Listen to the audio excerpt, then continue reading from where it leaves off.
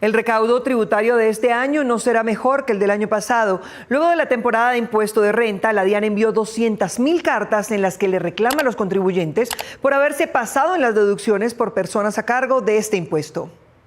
El director de la DIAN, Jairo Villabona, explicó los motivos por los cuales la entidad ha recaudado menos dinero este año. Las cifras más recientes indican que en agosto pasado el recaudo cayó un 30.8%, lo que representa 10 billones de pesos menos frente a los 26 billones que se esperaban ese mes. Durante todo el año el recaudo ha caído porque las estimaciones fueron muy altas.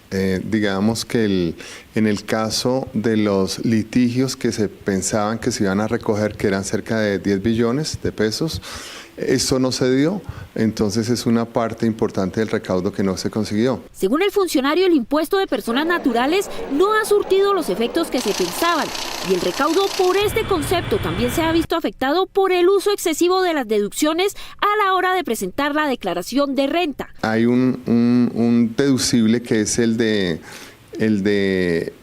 dependientes, y mucha gente ha abusado de ese beneficio. Estamos mirándolo. El abuso en la facturación electrónica también estaría afectando el recaudo tributario. Ha habido abuso de la facturación electrónica, que tenían derecho a una deducción del 1%, y también hemos visto que han colocado valores por encima de ese monto. El bajo crecimiento económico y las altas tasas de interés son otros de los factores que explican el bajo recaudo, por lo que se espera que la caída en las tasas mejore los indicadores para lo que resta del año. Toca mirar cómo evoluciona la economía. Esperamos que con la bajada de las tasas de interés esto mejore y el recaudo pues no baje más en este año. Sin embargo, el director reconoció que la meta de recaudo de 257 billones de pesos fijada para este año se podría ver afectada. Entre enero y agosto la DIAN ha recaudado 178.6 billones de pesos, es decir, un 9.3% menos en comparación con el mismo periodo del año pasado. Se podría ver afectada si las condiciones de la economía no mejoran, si el IVA los ingresos por IVA no se dan como los tenemos pensados, y eso depende mucho del comportamiento de la economía, de los sectores económicos. Según los expertos, con estas cifras el gobierno debe aterrizar el presupuesto para el próximo año estimado en 523 billones de pesos, en el cual se estima un aumento de 22.4% en el recaudo tributario que no se daría. La reforma tributaria, que fue el primer logro político del gobierno Petro, no logró las metas propuestas. El nuevo director de la DIAN, Jairo Villabona, dice que es necesario presentar otra, aunque admite que no hay ambiente político. Marta. Mónica, dentro de las ideas que se mueven para esta nueva reforma, no solamente está incrementar el número de personas aportantes de impuestos, que en Colombia es de las más bajas de la OCDE, sino también una eventual reducción a los impuestos de las empresas.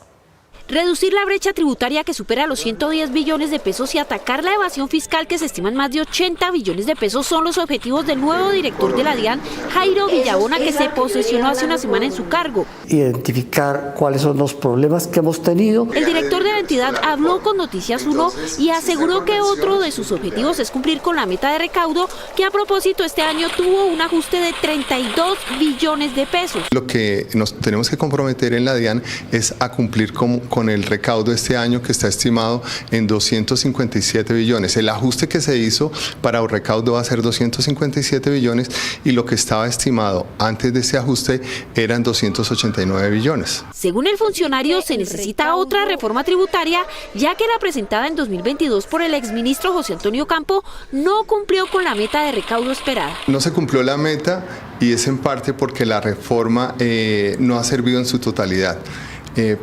Porque hubo aspectos como, por ejemplo, gran parte del recaudo estaba relacionado con productos primarios. Sí se debería pensar en una reforma tributaria. La iniciativa podría centrarse en la reducción de la tasa de tributación para las empresas, que actualmente es del 35%, y en atacar la evasión fiscal. Nosotros podríamos pensar en una baja de la tributación, por ejemplo, de las empresas, que ayudaría a todo el mundo, pero también queremos que nos colaboren con el control de la evasión, que los afecta también a ellos. Aunque aún no es claro si se presentará o no otra reforma tributaria por falta de apoyos políticos en el Congreso, otro de los aspectos a analizar sería la tributación a personas naturales, que incluso se ha tratado en hacer en pasados gobiernos. Los impuestos pagados en Colombia frente al Producto Interno Bruto es bajo con relación a otros países del mundo.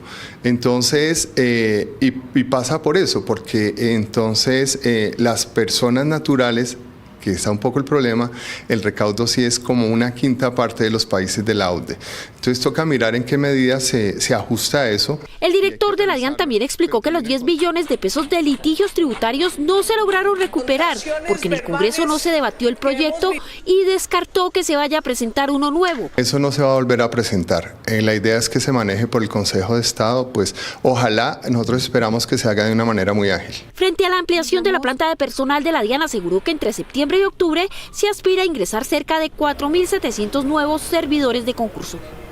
El piqueteadero Doña Segunda fue visitado el año pasado por la DIAN para ver cómo estaba facturando y para explicarle que ya debería implementar la factura electrónica. Y como no lo hizo, el negocio fue sancionado. Al igual que ella, otros 18 comerciantes incumplidos de Bogotá fueron objeto de sanción.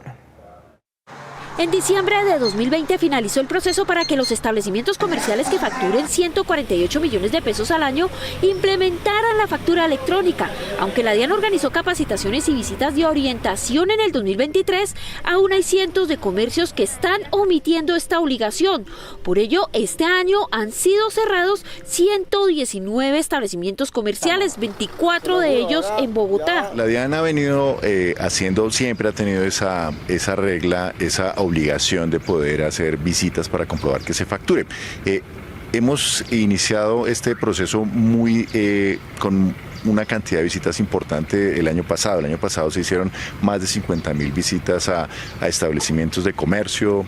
De ellos encontramos que más o menos 3.300 establecimientos tenían algunas situaciones que era importante corregir. Este fin de semana la DIAN cerró 19 establecimientos de comercio en varias localidades de Bogotá, entre ellos el reconocido piqueteadero Doña Segunda, lo que causó rechazo de algunos sectores, entre ellos FENALCO, el gremio de los comerciantes, quien señaló a través de su cuenta de X que la ausencia de la factura electrónica no puede ser tratada como evasión.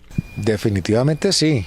Sin embargo, el cierre de los establecimientos es la última opción contemplada por la DIAN, luego de formular un pliego de cargos que el establecimiento puede responder, exponiendo los motivos del incumplimiento y tras varios meses de seguimiento. Eso que tarda meses y al final puede concluir en el cierre, pero también un responsable de facturar podría decidir no acceder al cierre del establecimiento y en ese caso paga una sanción pecuniaria y cumpliría de esa manera con esa obligación. ¿De cuánto es esa sanción por no aceptar el cierre del establecimiento?